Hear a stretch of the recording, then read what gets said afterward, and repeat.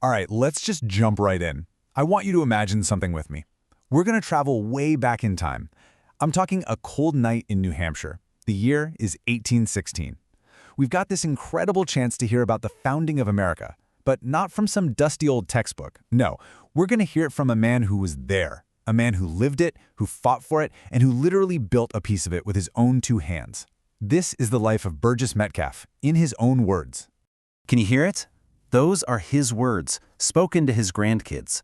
But for right now, just imagine he's speaking to us. He's inviting us to pull up a chair, get close to the fire, and just listen. He's looking back on a life that stretched across two totally different worlds, one that answered to a king and another that was forged in the fire of revolution. So, where does his story start? Well, we have to go back to 1741, in the Massachusetts Bay Colony. Burgess Metcalf was born the seventh out of 8 kids. You can just picture it, right? A home that was always noisy, always full of elbows at the supper table. This was a time, when most people lived and died within just a few miles of where they were born. That was the whole world. But then, when Burgess was just 10 years old, that whole noisy world just shattered. His mother passed away. And the way he puts it, it just hits you. He says the house became quiet in a way that had absolutely nothing to do with noise. Wow, it was this deep loss that brought a kind of silence into his life that he says he never, ever really shook, a moment that changed everything for him. Okay, so as Burgess grows into a young man, the story takes a turn. He meets the person who would become, well, the anchor of his entire world for more than 40 years, his wife. He calls her your grandmother Jerusha. And you'll see she's really the quiet, steady heart of this whole story. But here's where things get kind of interesting. There's this little mystery. Who exactly was Jerusha before she became a Metcalf? I mean, her own family didn't even really know her origins. Was her maiden name Chandler? Where did she come from? It's this little puzzle, It just adds this really human touch to their family history. And you know what's so great about this? It's Burgess's reaction to the whole thing. It doesn't bother him one bit. He's like, yeah, I've wondered about it myself, but he makes it so clear that it doesn't matter. What matters is who she is, not what her name was before she was his wife. It's just a perfect example of how strong their connection was. Think about this for a second. In 1773, Burgess and Jerusha, already with 3 young kids, they just pack up and move.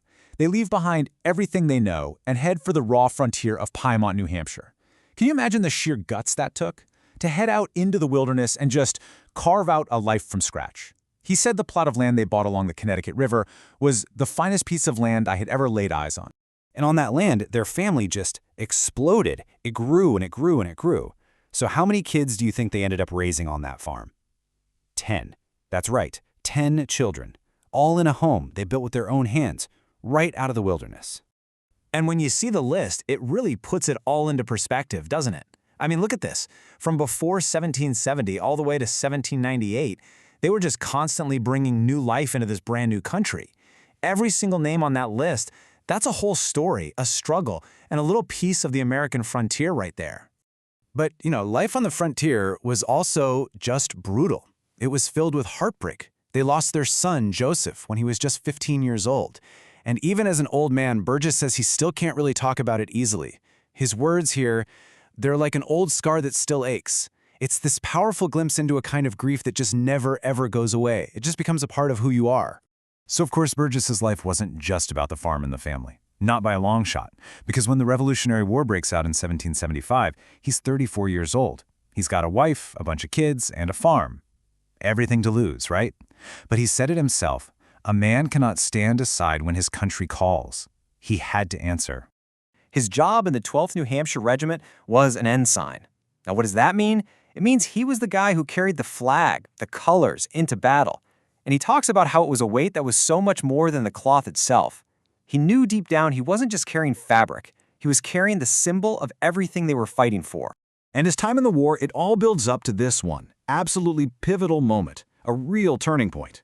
He fought at the Battle of Saratoga. And then, on October 17, 1777, he was standing right there and saw something nobody thought was possible. The entire British Army under General Burgoyne surrendering. And that was the moment everything changed. I mean, it wasn't just a big win on the battlefield. It was something deeper, a huge psychological victory. For a farmer like Burgess, to see thousands of professional British and Hessian soldiers literally lay down their weapons, he said that was the moment he understood in his whole body, not just his mind, that they could actually win this thing. The dream of independence suddenly felt real. So, after the war, Burgess goes back home. But the job of building a country? Oh, that was far from over. It just changed shape. The next fight wasn't going to be with muskets. It was going to be fought in town meetings and with taxes and with the simple, everyday work of being a good neighbor. And this, right here, this really gets to the core of what Burgess believes patriotism was all about. It wasn't about making big, fancy speeches. No, it was about this list of duties. It was about showing up. It was about being a surveyor of highways, serving as a juror, being the town meeting moderator to keep things civil. It was the messy, unglamorous, but absolutely essential work of building a community. And this definition of a free man just sums up his entire philosophy. This was the goal, the whole point. Not getting rich, not being famous. It was about independence, being able to feed your own family from your own land and not owe a single thing to anyone. That's what he fought for, and that's exactly what he built on that farm of his. Which brings us right back to where we started. We're back by the fire with a 74-year-old man, his mind still sharp as a tack, just boiling down a whole lifetime of experience into a few final powerful lessons. For his grandkids, and, well, for us. And this really lays it all out, this powerful contrast.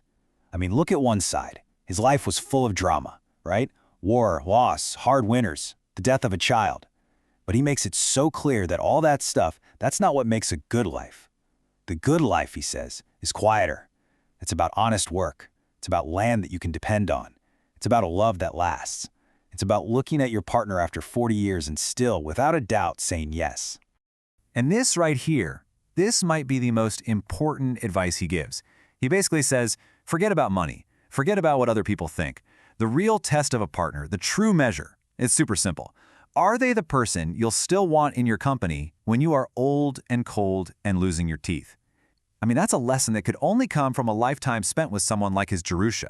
Burgess passed away in the fall of 1816, not too long after he shared these memories. And his Jerusha, the quiet center of his entire world, she followed him just a few months after that. It's like they lived their whole lives together, and in the end, they just couldn't be apart for very long. Their story is such a powerful reminder that history isn't just about the big battles and the famous names. It's about the quiet, strong, everyday lives of the people who are actually there,